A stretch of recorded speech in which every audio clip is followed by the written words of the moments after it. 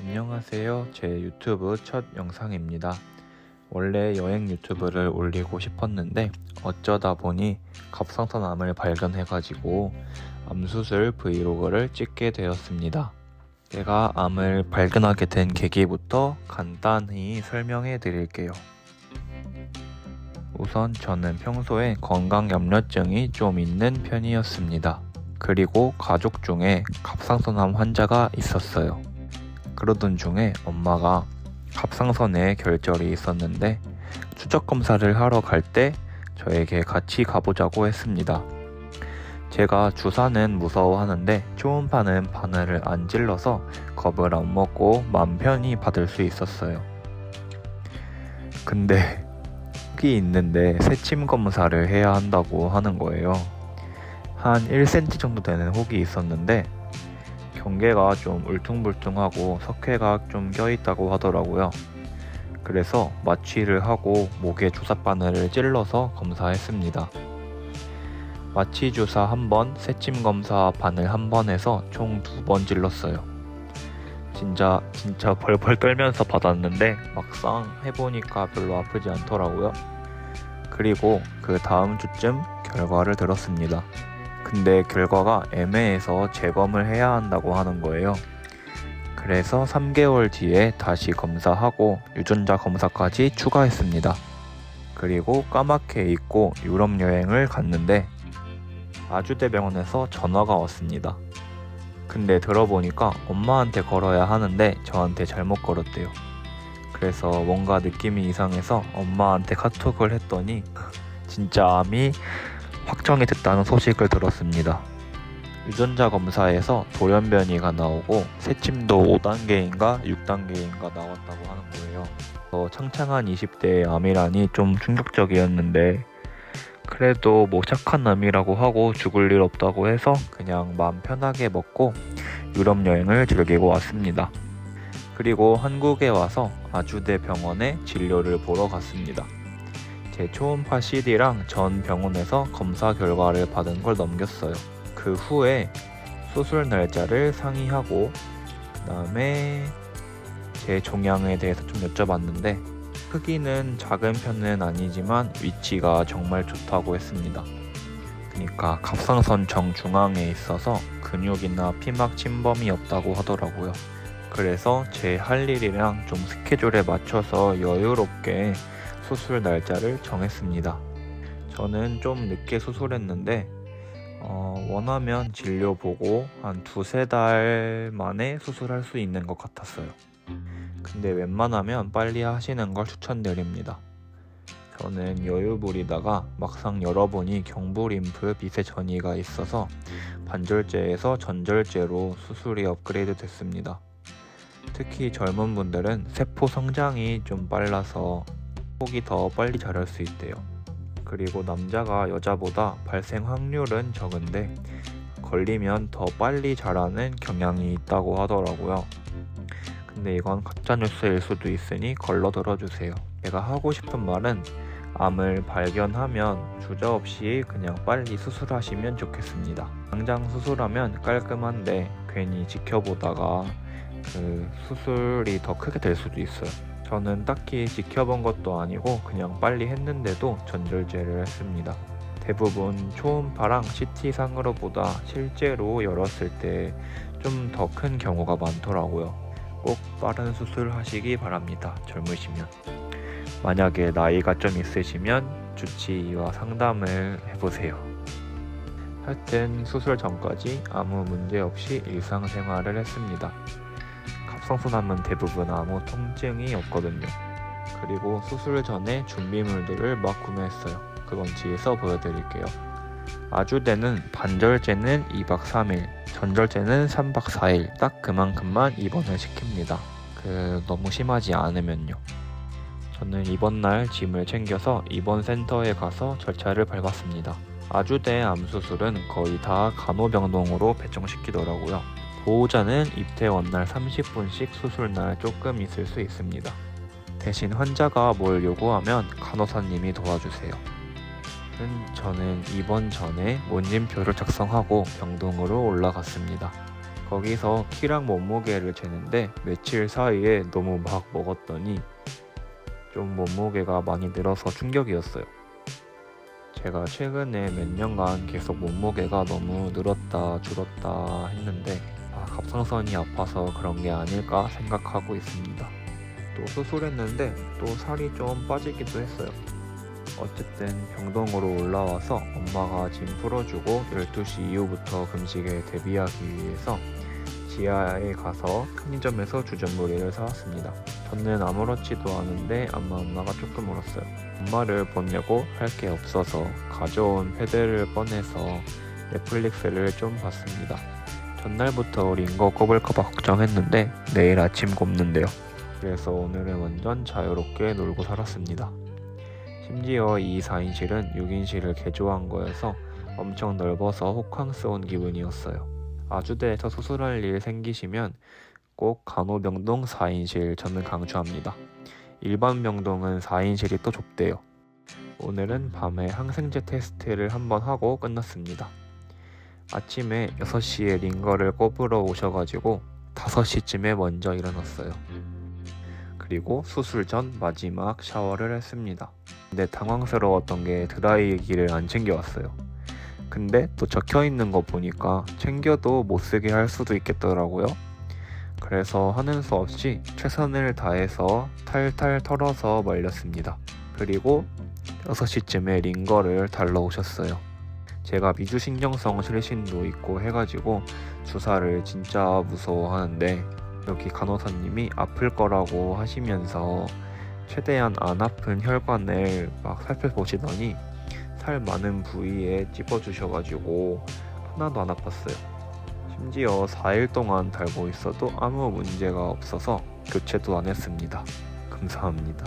이때 피도 같이 뽑아 가주셔가지고 피 뽑는 것도 안 아프고 좋았어요.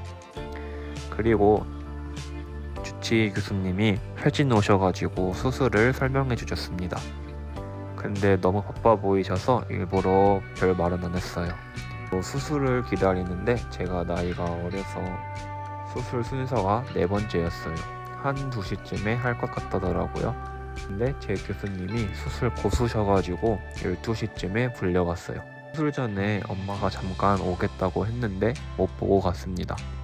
그래서 전화로 수술하러 간다고 말하고 들어갔습니다. 그냥 걸어 들어갔어요. 조금 민망했습니다. 이름 확인하고 수술 부위 물어보시고 수술대에 누웠어요. 수술방이 진짜 많더라고요. 환자를 잘 확인해야겠다 싶었어요. 수술방이 잘은 기억 안 나는데 아마 파란색 방이었던 것 같아요. 수술실이 생각보다 분위기가 밝더라고요. 근데 제가 키가 큰데 수술대가 너무 작고 좁았어요. 어차피 고정해 주셔가지고 상관없었습니다. 저는 호흡 마스크를 쓰기 전에 주사로 마취약을 먼저 넣었어요. 뭔가 화학약품 냄새가 나더니 바로 기절했습니다. 깨어보니 회복실이었고요. 생각보다 너무 안 아파가지고 좋았어요.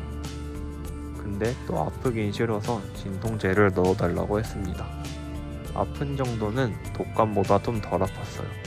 숨도 잘 쉬어지고 목소리도 잘 나왔습니다. 그래서 반절제인 줄 알았는데 전절제였어요. 얘기가 길어져가지고 영상을 복붙을 좀 하겠습니다. 마취 회복실에서 한 20분 정도 있다가 올라갔어요. 회복실에 온갖 수술 환자가 다 몰려 있어서 아비규환이었습니다. 환자분들이 아파서 소리 지르고 자식 보여달라고 막 흐느끼면서 우시고 난리도 아니었어요. 환자는 당연히 힘드시겠고 의료진들도 너무 힘들겠다고 생각했어요. 힘내세요. 그리고 수술 침대에서 제 병실 침대로 이동했어요. 똑바로 눕기가 힘들어서 침대를 조금 들어 올려서 앉았습니다. 그리고 누워서 이동하기 힘들어서 앉아서 이동했어요. 그리고 몇 시간 안에 소변을 봐야 한다고 하는데 저는 병실에 오자마자 바로 가서 해결했습니다. 병실 산책도 오자마자 바로 했습니다. 젊어서 조금 회복이 빠르더라고요. 산책 끝나고 엄마가 사온 구슬 아이스크림 계속 먹었어요. 너무 빨리 녹아가지고 나중에는 텀블러에 얼음 넣고 계속 얼음만 먹었습니다. 얼음이 계속 차가운 게 오래 남고 좋습니다. 근데 얼음팩하고 얼음 먹고 하느라 정신없어서 이후로 사진만 좀 찍고 영상을 못 찍었어요. 그래서 이렇게 수술 전날 영상에 자막 달고 있습니다. 저녁쯤에 교수님이 회진 오셨어요.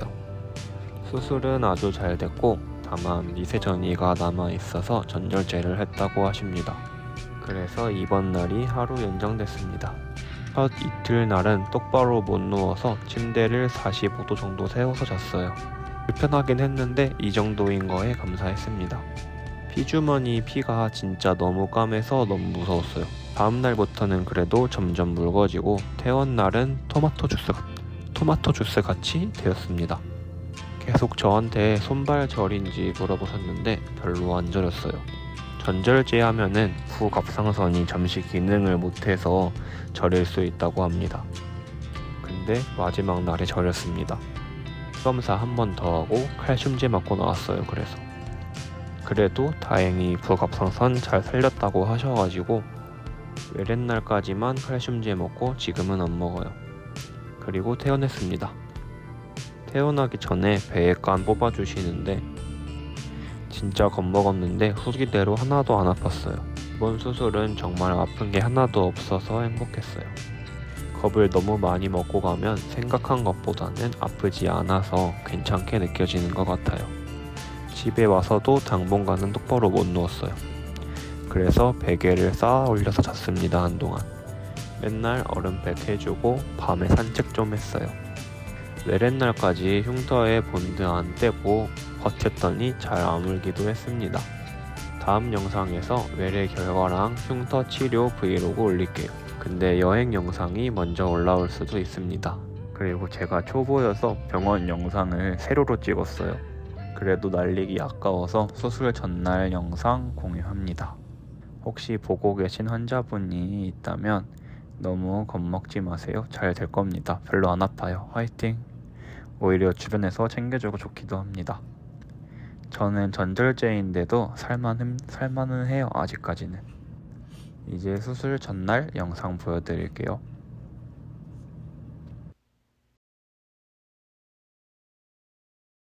여기는 제 병원 뷰입니다. 우연히 창가 자리에 걸려서 매일 경치를 구경했어요. 생각 없었는데 막상 창가에 앉으니까 좋더라고요. 이제 제가 챙겨온 준비물들 보여드릴게요. 일단 텀블러랑 긴 빨대, 충전기 챙겼어요. 그리고 못 씻으니까 드라이 샴푸, 클렌징 티슈, 귀마개, 가글, 양치 세트 챙겼습니다. 미니 가습기는 효과가 너무 없어가지고 그냥 안 썼어요. 효소는 소화 안 될까봐 챙겼는데 먹지 말라고 합니다. 그리고 첫날 샤워를 위해서 수건이랑 또 심심할까봐 패드 챙겼어요. 샴푸랑 바디워시까지 챙겼습니다. 4인실은 개인 냉장고가 있습니다. 그래서 사온 빵이랑 야식을 넣어줬어요. 그 다음엔 목베개랑 버즈, 패드, 거치대까지 챙겼습니다. 밥이 나왔습니다. 미역국, 쌀밥, 생선,